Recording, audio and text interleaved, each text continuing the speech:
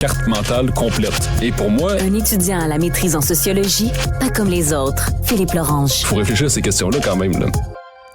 Un film qui fait beaucoup jaser depuis quelques semaines, le film Sound of Freedom, un drame qui a pour sujet la traite des enfants par des réseaux de pédophiles. On en discute avec Philippe Lorange, étudiant à la maîtrise en sociologie. Salut Philippe. Bonjour. Bon, alors tu nous parles de cette production sur les réseaux de pédophiles. Mais ça fait beaucoup jaser aux États-Unis, puis même ici au Québec. Donc on parle... ce qui est un peu étrange avec ce film-là, c'est que ça vient de maison de production dont on n'entend jamais parler. C'est Angel Studio, qui est une maison de production plus pour des films chrétiens, d'habitude. Et là, le film a été fait avec seulement 14 millions de dollars. Mais il rapporte quand même pas mal plus d'argent que 14 millions.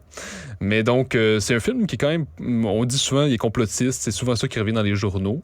Mais en fait, il n'est pas complotiste. Pourquoi comme complotiste? tel. Parce qu'on dit qu'il y a une idée populaire chez les complotistes américains, selon laquelle, par exemple, les démocrates et l'élite américaine seraient pédophiles, qu'il y a des réseaux de pédophiles cachés un peu partout, à Washington. Ah oui, ça, c'est les affaires où tu te commandes une pizza, puis ça veut dire que... Ouais, dans le sous-sol de la pizzeria, il y aurait comme des enfants cachés et tout ça. Oui, c'est ça. Donc, ça alimente ces idées-là. Puis, justement, donc le film participe à la guerre culturelle américaine entre, justement, démocrates et républicains. Puis, justement, bon. Mais ce qu'il faut savoir, c'est que le film, comme tel, n'est pas complotiste. C'est-à-dire que l'histoire s'inspire d'une histoire vraie de Tim Ballard, qui est un homme qui a secouru des enfants en Colombie de la traite d'enfants, si on veut, de l'exploitation sexuelle. Et donc, le film traite, justement, du trafic humain à l'échelle mondiale et de, justement, l'exploitation sexuelle d'enfants. Donc, l'histoire est vraie. C'est-à-dire que c'est un homme, justement, qui est engagé aux États-Unis pour poursuivre des pédophiles. À un moment donné, il se rend compte que, bon, il arrête des pédophiles, mais il retrouve jamais des enfants comme tels. Puis là, bon, il va aller en Colombie pour aller, justement, trouver les enfants qui sont sur place et qui font l'objet de trafic humain. Mais ça, c'est ça. C'est pas un documentaire, c'est pas une histoire. Non, c'est comme une fiction, si on veut. C'est une fiction, okay. C'est comme un drame, qui est quand même bien fait, faut le dire. Là. Mais c'est ça. Ce qui est un peu controversé, c'est que l'acteur principal, James Caviezel, a lui-même des idées complotistes. Puis il embrasse, par exemple, le mouvement QAnon. Donc, mais dans le film, on parle pas de ça. On parle pas de QAnon, on parle pas de théorie conspirationniste. On est vraiment dans le factuel pour revenir à l'histoire de Tim Ballard sur son périple à Colombie et tout ça. Mais on sait que le film a pris des libertés par rapport à l'histoire originelle. Puis aussi, ce qui fait un peu scandale, c'est que l'ONG qui a été fondée par Tim Ballard par les années qui ont suivi a souvent été accusé d'avoir raconté des récits sensationnalistes pour mieux vendre son récit, si on veut. Donc, souvent, on est dans l'idée que, il y a eu toutes sortes d'opérations pour aller chercher quelqu'un alors que ça s'est fait d'une autre façon. Donc, son organisation, c'est l'Operation Underground Railroad. Puis, justement, on en parle un peu dans le film. Donc, ce qui cause un peu tout ce qui est controverse là-dessus aussi, c'est que j'ai lu dans le USA Today que ce qu'on voit dans le film, dans le fond, c'est que vraiment l'aventure dans la jungle. Parce que là, ce qu'on voit dans le film, c'est qu'il s'en va en territoire rebelle en Colombie. Puis là, c'est très dangereux d'aller chercher un seul enfant pour le sauver des griffes des rebelles. Mais ce qu'il faut savoir, c'est que dans le cas des trafics d'enfants, c'est moins de 10% des cas que c'est des enfants qui sont victimes d'un kidnapping.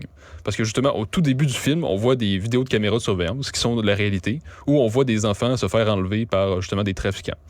Puis c'est une réalité qui existe vraiment à l'échelle mondiale. Mais dans le cas des trafics d'enfants, ce serait moins de 10% des cas qui seraient dans le cas d'un cas de kidnapping. Dans la très grande majorité des cas, les enfants ou les mineurs auraient un lien de confiance avec le proxénète. Donc, parce que, par exemple, il donne des cadeaux, il va complimenter. Donc, souvent, le proxénète a un lien de confiance avec l'enfant. Un membre lointain de la famille. C'est ça. Souvent, il y a des proches, c'est ça, des gens de la famille. Alors que dans le film, là, on est plus dans l'idée que c'est vraiment un trafic, une mafia, qui s'en va kidnapper des enfants. Alors que, justement, c'est juste une minorité de cas qui est à l'origine de ce genre de trafic d'enfants-là. Donc, c'est quand même... moi, je trouve ça intéressant comme film, puis c'est vrai que c'est un vrai sujet. Ça, les gens soulignent le fait que c'est parce que c'est pas collé sur la réalité. Mais en même temps, c'est une fiction, c'est pas un documentaire. Mais l'affaire, c'est que, par exemple, à la toute fin du film, on dit « vous savez, l'exploitation sexuelle a beaucoup augmenté dans les dernières années, le trafic d'enfants. » Puis là, c'est qu'un peu... On dit que c'est l'esclavage du 21e siècle, donc il faudrait abolir cet esclavage-là, puis il faut que les gens se réveillent. Okay. Mais en même temps, c'est sûr qu'il y a un vrai enjeu. Mais en même temps, c'est parce que c'est ça, les complotistes aux États-Unis s'imaginent vraiment que c'est absolument partout, puis que l'élite américaine est là-dedans. Donc c'est là qu'il se met à avoir une guerre culturelle, parce que là, les progressistes américains disent, on comprend qu'il y a un vrai enjeu, mais c'est quand même pas non plus partout. Tandis que du côté de républicain, il y a Donald Trump qui encourage d'aller voir ce film-là. Il y a toutes sortes de mouvements qui gravitent autour, qui disent, vous voyez, ça confirme nos thèses. Oui, ça nourrit ces thèses-là. C'est ça, ça confirme nos thèses, alors qu'il y a plusieurs nuances à apporter, même si le film comme tel est quand même bien fait. On se lâche jamais avec les commentaires de Donald Trump. Absolument. Les États-Unis. Donc, là, vas-y.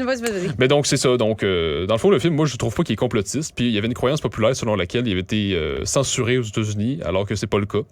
Seulement, ça a pris quelques années pour être diffusé. Ça, je sais pas très bien pourquoi, mais on sait que justement, Angel Studio, c'est pas connu. Puis même, si on va au cinéma ici, au Québec, ça a été traduit en français un peu à dernière minute. Donc, c'est en sous-titres français, mais qui sont très mal traduits. Donc, il y a plein d'erreurs dans les mais là, sous-titres. on va le voir, on va pas le voir. Philippe, tu nous conseilles Moi, je dirais que oui, pour se faire sa propre idée, pour pas s'imaginer que c'est ce qu'en disent les médias, comme quoi ce serait complotiste, alors que ce l'est pas comme tel. Okay. Mais donc, c'est vrai que c'est mal traduit puisque c'est fait à dernière minute. Mais donc, je veux dire, ça reste quand même un bon film qui nous réveille sur une situation importante. Mais il faut aussi apporter des nuances. C'est ça l'important, je pense. OK. Sur un tout autre sujet, Michel Girard, dans le Journal de Montréal, a fait un article sur le fait que la CAQ a utilisé 940 millions de dollars qui ont été octroyés par le fédéral. Le gouvernement de Justin Trudeau voulait donner ça pour l'aide financière aux études et le gouvernement caquiste de François Legault les aurait utilisés à d'autres fins que pour l'aide directement. Là. C'est ça. Mais là, la perspective de Michel Girard et d'autres, c'est de dire que...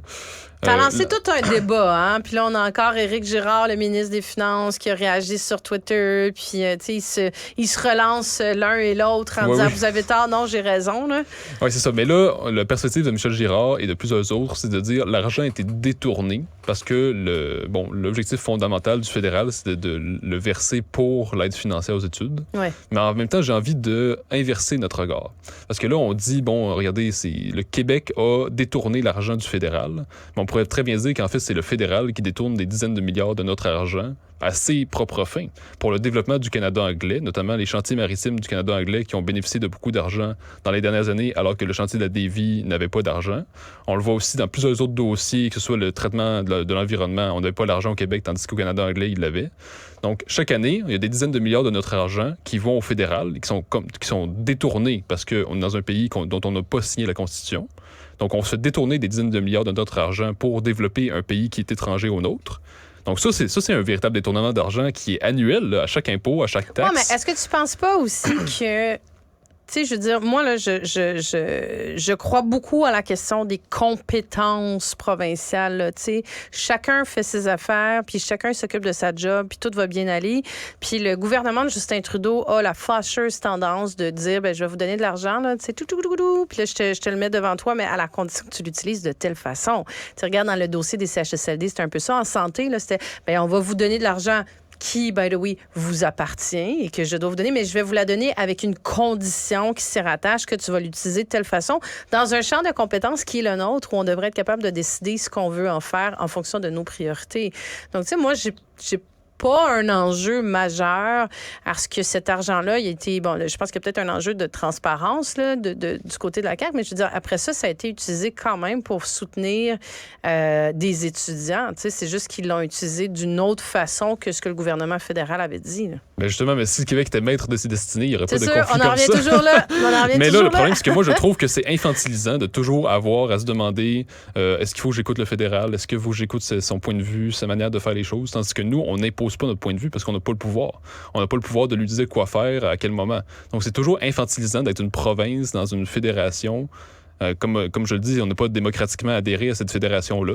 Donc, c'est toujours infantilisant de devoir toujours tenir compte du regard de l'anglais Donc, ça a toujours resté, ça, finalement. Au fil des siècles, on a toujours resté avec un complexe de colonisé pour se dire qu'est-ce que va dire l'anglais, qu'est-ce que va dire le fédéral, qu'est-ce que va dire le Canada.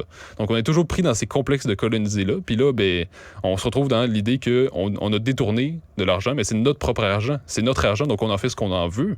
C'est ça l'idée, là. On ne devrait pas envoyer comme ça des dizaines de milliards chaque année. C'est nous qui se faisons détourner notre argent chaque année. C'est ça, la vraie perspective.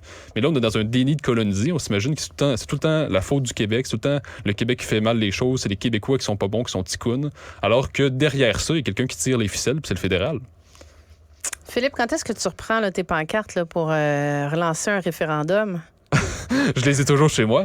Donc, j'attends juste le moment, l'alignement des étoiles. Comment t'attends les conditions gagnantes? Absolument. Non, dis pas ça. Il faut trouver une autre terminologie. Mais je crois qu'il ne faut pas les attendre, il faut les créer. C'est ça le problème, justement, de nos attentistes. Mais tu sais, ça, là, ça ferait une très bonne chronique. Absolument. Avec, puis on invitera nos trois amis du PQ à réagir également. Mais ça ferait une très bonne chronique. C'est comment on provoque ça. Puis je sais que c'est un sujet qui te passionne en plus. Absolument. Mais je suis sûr qu'on est en train de le réussir. En fait, je pense qu'il y a des conditions gagnantes qui sont en train de se réunir, même si la CAQ ne le veut pas. Je les vois pas, mais vas-y, je t'écoute. Mais par exemple, on le voit juste cette semaine. Il y a déjà eu deux cas de Québec bashing, comme Gad Saad, qui est professeur à Concordia, qui dit que l'accent québécois est une insulte à la dignité humaine. Mais là, des cas comme ça de Québec bashing se multiplient de jour en jour, de semaine en semaine. Puis là, ben, à un moment donné, il va finir par avoir une vraie réaction. Là, pas juste une réaction éphémère, mais il va finir par avoir une réaction nationaliste. C'est ça. C'est pas juste le Québec bashing, mais c'est aussi sur la question migratoire au Québec puis Ottawa s'entendent pas, alors que c'est une question cruciale pour l'avenir. Sur la question de la laïcité de l'État, on n'a pas du tout les mêmes valeurs que le Canada. Sur plein d'enjeux, même sur le français, ça ne fonctionne pas. Le Canada se voit de plus en plus comme un pays strictement anglophone. Donc, sur des gros enjeux comme ça, identitaires, qui rejoignent profondément les valeurs, on ne s'entend plus et là, on fonce droit dans un mur. Donc, la seule sortie, c'est soit un nouveau statut qui ne fonctionnera pas ou bien l'indépendance qui fonctionnera. Bon, moi, je vois pas encore le mur, mais je continue de t'écouter. Philippe Lorange, étudiant à la maîtrise en sociologie. Merci. Merci.